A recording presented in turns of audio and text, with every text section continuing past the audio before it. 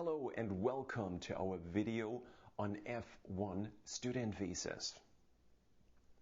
After you have obtained your F1 student visa at the US consulate, you will fill out a white I-94 card on the airplane as well as a customs declaration to enter the United States.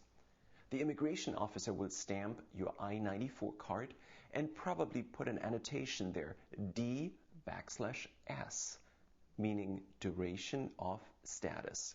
This means that you are in good status as a student in the United States as long as you maintain your student status, attend school, and take 12 credit hours. The DS also gives you a certain privilege.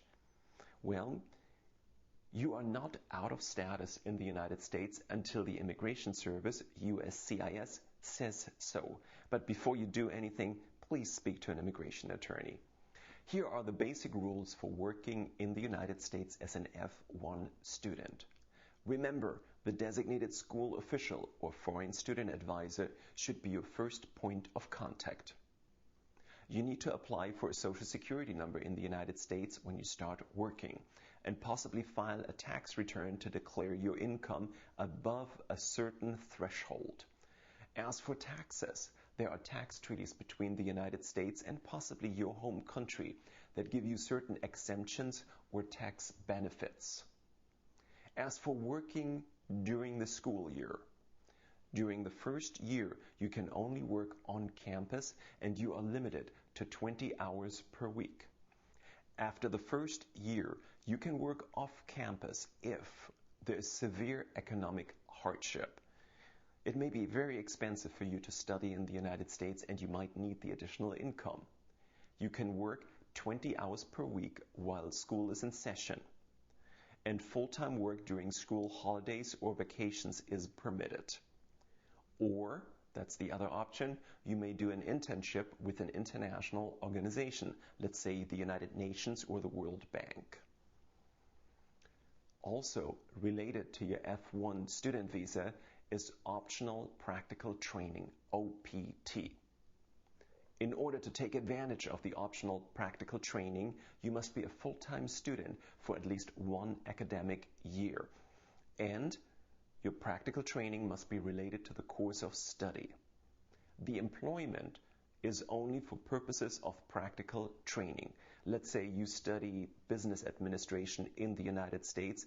It would not be for purposes of practical training to work at McDonald's and flip hamburgers. This OPT is usually not permitted for English language training, and it is valid for 1 year. There has been a recent change in the law. If you study science, technology, engineering or mathematics, abbreviated STEM, S-T-E-M, then you can get an additional 17 months of practical training for a total of 29 months of practical training. For the practical training, you need an EAD, an Employment Authorization Document, the I-765. Also, in order to obtain your work permit, or your EAD, you must submit an endorsed SEVIS I-201D form together with the I-765. You should ask your international student advisor about this form. You can use the optional practical training during the school year or immediately after graduation. You have to apply within 60 days of graduation. Now, you might ask, what am I going to do when I finish my studies and when my practical training of 12 months expires? If you study one of the STEM subjects, you may have an advantage because you may be able to apply several times for a so-called H-1B visa. The H-1B is the professional work visa in the United States. It usually requires a 4-year college degree. If you obtained your 4-year college degree in the United States, that is a certain advantage because you do not have to provide a so-called credential evaluation.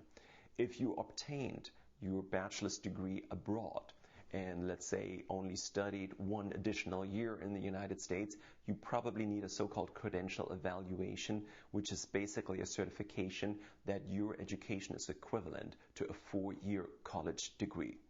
The problem with the H-1B professional work visas is that they are severely restricted. Currently, only 65,000 are available per year. They're giving out on the 1st of April. The start date is the 1st of October. The 1st of October is the beginning of the new fiscal year in the United States. But so many people apply for H-1B visas that it has now become a lottery. Your chances are basically 1 in 2, possibly 1 in 3 when you apply for an H-1B. Let's say you apply for an H-1B, you have a company that's sponsoring you, which submits the petition on your behalf. Immediately after graduation, your chances are 1 in 2, 1 in 3, maybe. It is very hard to predict, but those visas will be used up very quickly. If you're not so lucky as to receive an approval, you may be able to try again the very next year. And if you're one of the STEM students, you may be able to apply yet another time thereafter. But if you do not receive an H-1B visa, you have very limited options. Another option would be the H-3 trainee visa. The H-3 trainee visa, for training purposes, can be issued for up to 2 years. Let's say you graduate in May, you have 12 months of practical training. Thereafter, you may be able to obtain an H-3 visa for another 2 years. But upon expiration of the H-3 training visa, you're expected to leave the United States for 6 months. This is a very complicated area, so make sure that you get all the good advice you can get. First point of contact, your designated school official or foreign student advisor. And then when it comes to other options, please consult with an immigration attorney. Thank you.